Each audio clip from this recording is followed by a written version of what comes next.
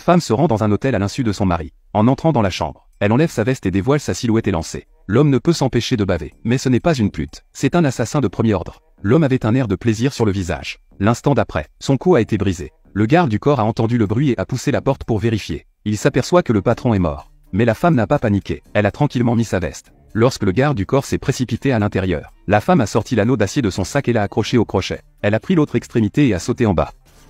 C'est un mouvement impressionnant. Elle est ensuite montée dans un taxi et est partie en beauté. Cette femme s'appelle Jane. Elle a un mari qu'il aime beaucoup. Mais son mari John est aussi un tueur. Mais ils n'appartiennent pas à la même organisation de tueurs. Et leurs patrons sont rivaux. Il y a quelques instants, alors que Jane était en mission, John était lui aussi occupé à exécuter ses propres ordres. Mais ils ne connaissent pas l'identité de l'autre. Aux yeux de Jane, son mari est un cadre d'une société de réseau. John, quant à lui, voit sa femme comme une avocate dans un cabinet juridique. Ce jour-là, ils reçoivent chacun une nouvelle mission. Et la cible de l'assassinat était la même personne. Cet homme est recherché aux États-Unis et au Mexique.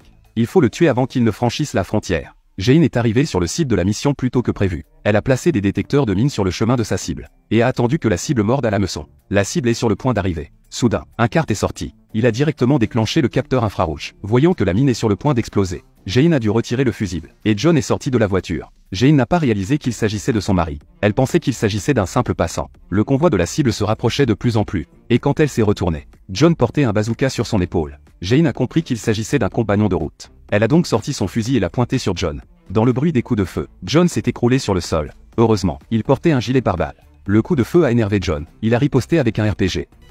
La maison est réduite en miettes. Les mines environnantes ont également explosé. Heureusement que Jane a senti le danger et qu'elle s'est éclipsée plus tôt. Mais leur tentative d'assassinat s'est soldée par un échec.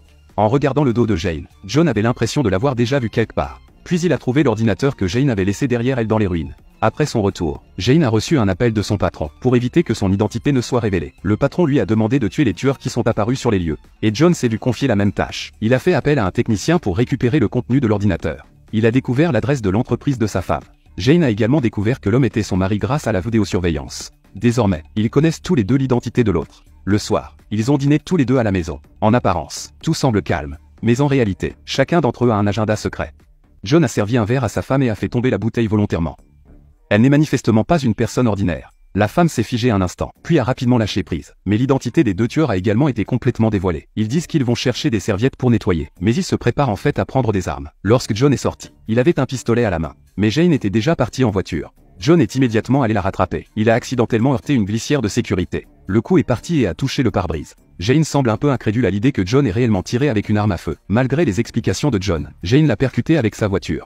John a été instantanément projeté sous la voiture. Il a donné un coup de pied à la fenêtre et est entré dans la voiture. Julie a soudainement sauté de la voiture. John s'inquiétait encore de savoir si elle était blessée. Mais la voiture est devenue incontrôlable et s'est enfoncée dans les bois. Parce que son identité a été dévoilée. Selon les règles du monde des assassins, ils doivent s'entretuer dans les 2 jours. Sinon, ils seront chassés par l'organisation. Le lendemain matin, Jane et ses hommes sont venus à la maison et ont balayé tous les objets de valeur. Lorsque John est revenu, il ne restait plus que des murs porteurs. Et son coffre-fort a été vidé. John est tellement en colère qu'il donne plusieurs coups de poing en l'air. Jane n'était pas inactive en ce moment. Elle a effacé les ordinateurs de l'entreprise et détruit le matériel en même temps.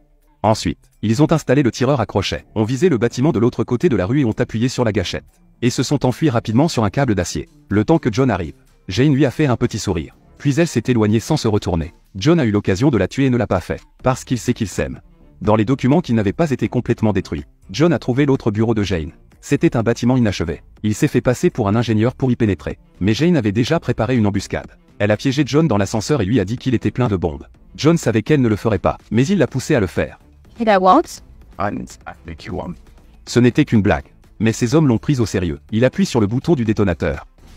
Lorsqu'elle a entendu le bruit, Jane a paniqué, en regardant le désordre devant elle. Elle ne savait pas si elle devait être heureuse ou triste. Le soir, Jane buvait seule dans un restaurant. Mais John est soudainement apparu derrière elle. Il s'avère que John savait qu'il y avait un piège dans l'ascenseur. Il a donc changé la ligne de surveillance à l'avance et s'est caché dans un autre ascenseur. Bien qu'ils soient mari et femme, mais ils sont aussi des tueurs d'organisations rivales. À la fin, les deux parties sont parvenues à un accord, pour rentrer à la maison et régler toutes les rancunes.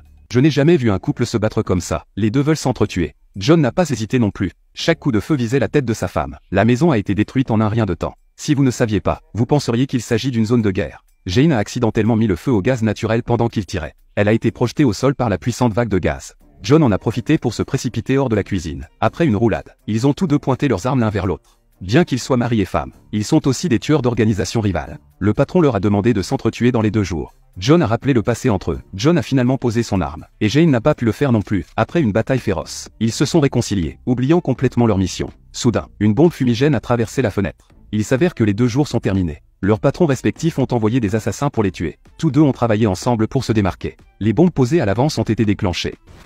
La maison a été réduite en ruine. Les assassins ont tous été tués. Heureusement, le couple n'a subi que des blessures légères.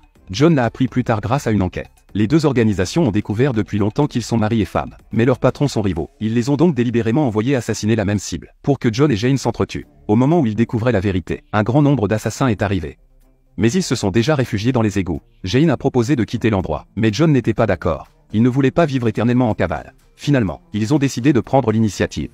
Ils se sont rendus dans un centre commercial, ont fait leurs bagages et se sont préparés à attendre ici. Bientôt, un groupe de tueurs est arrivé. Ils ont abattu ceux qui étaient seuls. Puis ils ont tourné en rond derrière les tueurs. John s'est tranquillement emparé d'une clé à molette et l'a écrasée sur la grosse tête.